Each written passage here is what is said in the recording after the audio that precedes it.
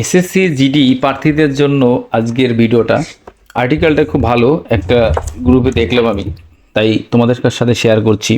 দেখো, SSC GD যারা run দেবে বা যাদের পরবর্তীতে আছে বা তাদের এই ভিডিওটা দেখা খুবই গুরুত্বপূর্ণ। যাদের এখনও রানটা হয়নি, অলরেডি কিন্তু রানটা 20 তারিখে স্টার্ট হয়ে গেছে, তো আজকে 21 তারিখ। তো যাদের এখনও হয়নি তাদের কিন্তু এই ইনফরমেশনটা জানা কিন্তু অবশ্যই জরুরি। দেখো, তোমরা যখন রান দিতে যাবে তো তোমাদের কোন কোন কাজগুলো করতে হবে, কোন কোন ডকুমেন্টসগুলো নিতে হবে, ঠিক আছে, কিভাবে তোমাদের প্রসিডিউরটা হবে, সেই সমস্ত ডিটেলসটা কিন্তু আজকের ভিডিওতে আমি ডিসকাশন করব। দেখো, এবার এসএসসি জিডিতে এখন শুধু পিএসটি বা পিইটি হবে, মেডিকেল ও ডকুমেন্টস ভেরিফিকেশন কিন্তু পরে হবে। দেখো, এখন কিন্তু মেডিকেলটা আর যে ডকুমেন্টস ভেরিফিকেশনটা এটা কিন্তু আগের মতো একসাথে হবে না, এটা কিন্তু অনেকটা পরে হবে। ওকে, বেশ। প্রথমে তোমাদের প্রসিডিওর কি বলছে দেখো, রোল নাম্বার অনুযায়ী 4টে ব্লক বা গ্রুপে ভাগ করে ভেতরে এন্ট্রি করবে। তোমাদের যখন বাইরে থেকে ভেতরে ঢোকাবে তখন কিন্তু এরকম 4টে করে গ্রুপ করে কিন্তু তোমাদের ভেতরে এন্ট্রি করাবে। ওকে, বেশ, এটা হলো 1 নাম্বার। তারপরে কি করবে, তারপরে করব বায়োমেট্রিক ও কিছু ডকুমেন্টস দেখবে। ভেতরে ঢোকানোর পরে তোমাদের যখন ভেতরে ঢোকানোর পরে কি করবে, বায়োমেট্রিক করবে, ঠিক আছে, বায়োমেট্রিক করবে এবং কিছু ডকুমেন্টস কিন্তু তোমাদের দেখবে, ঠিক আছে। ফর্ম দেবে, তারপরে ওই ফর্মটা ফিল আপ করতে হবে, ঠিক আছে, ফর্ম দেবে, ফর্মটা ফিল আপ করতে হবে। তারপর চেস্ট নাম্বার ও RFID 2 পায়ে বেঁধে দেবে, ঠিক আছে।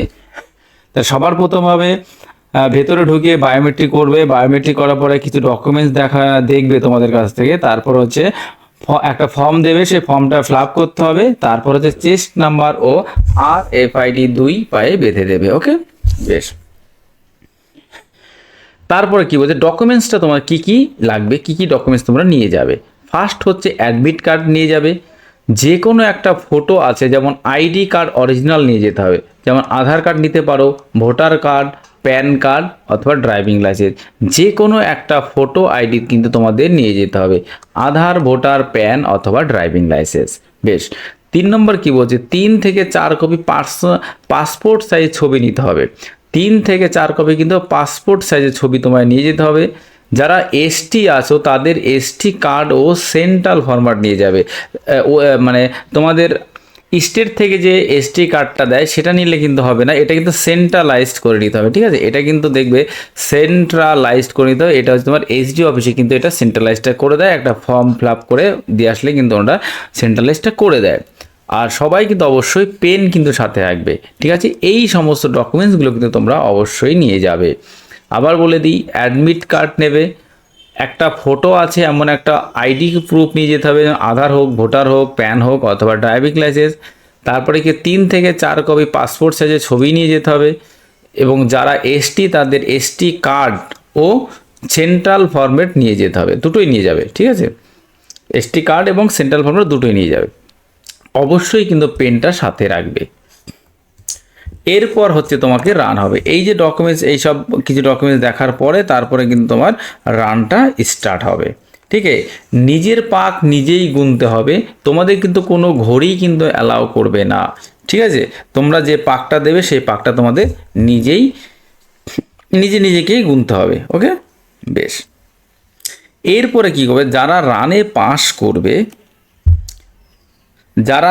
পাস করবে তাদের হচ্ছে হাইট, চেস্ট মাপা হবে, ঠিক আছে। রানে যদি পাস করো তবেই, পাস করলে তবে তোমাদের হাইট, চেস্ট এবং ওয়েট মাপা হবে। এটা কিন্তু প্রথমে মেপে নেবে না, রান করার পরে মাপবে। হাইট ও ওয়েট ডিজিটাল মেশিনে মাপবে। এইগুলো কিন্তু দেখো, এই হাইট আর ওয়েটটা কিন্তু তোমাদের ডিজিটাল মেশিনে মাপবে, সেটা তোমাদের অটোমেটিক নিয়ে নেবে, ঠিক আছে। তোমাদের ডিজিটাল মেশিনে যেহেতু মাপবে তো সেটা তোমাদের অটোমেটিকটা নিয়ে নেবে। চেস্টটা ওরা হাতে মাপবে, কিন্তু ডিজিটাল তাই বেশি চাপতে পারবে না। চেস্টটা ওরা হাতে মাপবে, কিন্তু ডিজিটাল তাই বেশি চাপাচাপি কিন্তু ওরা করতে পারবে না। বেশ। আর এফআইডিতে রান হওয়া 24 মিনিটে রান করতে হবে, 1 বা 24 মিনিটেই কিন্তু তোমাকে রানটা করতে হবে। 1 বা 2 সেকেন্ড বেশি হলেই কিন্তু বাদ। হাইটটা সেন্সারে যা নেবে সেটাই, অর্থাৎ হাইটটা তোমাদের সেন্সার অনুযায়ী নিয়ে নেবে, অর্থাৎ এবার কিন্তু ওই সিস্টেমটা নেই। আর 1 থেকে 2 সেকেন্ড যদি তোমার বেশি লাগে তাহলে তোমাকে কিন্তু ক্যান্সেল করে দেবে। ওকে, বেশ। সব জায়গায় ক্যাম্পের ভেতরে এর রাস্তায় দৌড় হচ্ছে। ক্যাম্পের ভেতরে যে ক্যাম্প আছে, ক্যাম্পের ভেতরে যে রাস্তা আছে, এই রাস্তার মধ্যে কিন্তু তোমার দৌড়টা হচ্ছে। বিএসএফ কল্যাণী এখানে 7 পাক দৌড় মারতে হচ্ছে, ঠিক আছে। অর্থাৎ তোমাদের এইটা কিন্তু খুব ভালো যে কয় পাক করে দৌড় দিতে হবে, তোমরা আগে থেকে জেনে যাও, এটাও কিন্তু খুব একটা প্লাস পয়েন্ট, তাই না? তো বিএসএফ কল্যাণী এখানে 7 পাক মারতে হচ্ছে, প্রায় 715 মিটারের ট্রাকটা হচ্ছে 715 মিটার।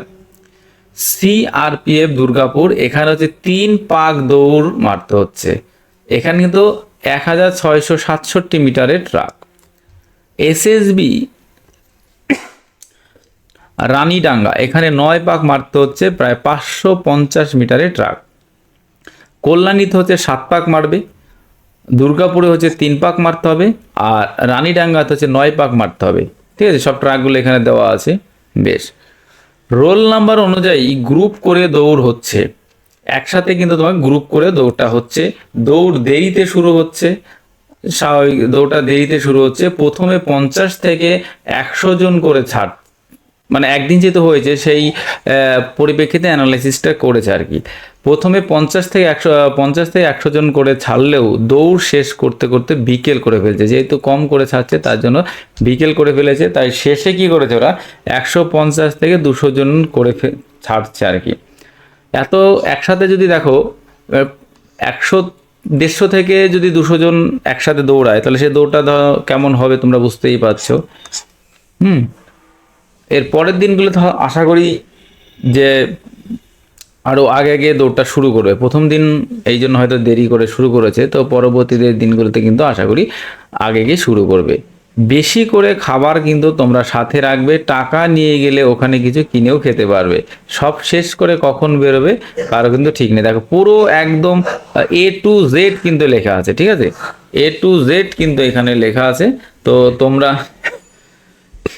A to Z কিন্তু এখানে লেখা আছে, তোমরা দেখেও নিতে পারো। তো ভয় পাওয়ার কিন্তু কিছু নেই, ভালো করে রান করবে সবাই। সবার জন্য অল দ্য বেস্ট। আর ভিডিওটা যদি ভালো লেগে থাকে, তোমাদের মনে হয় যে ইনফরমেটিভ হচ্ছে, তাহলে কিন্তু তোমরা অবশ্যই লাইক কমেন্ট শেয়ার করবে। তো ভিডিওটা এখানে শেষ করছি, সবাই ভালো থাকবে, অল দ্য বেস্ট সবাইকে।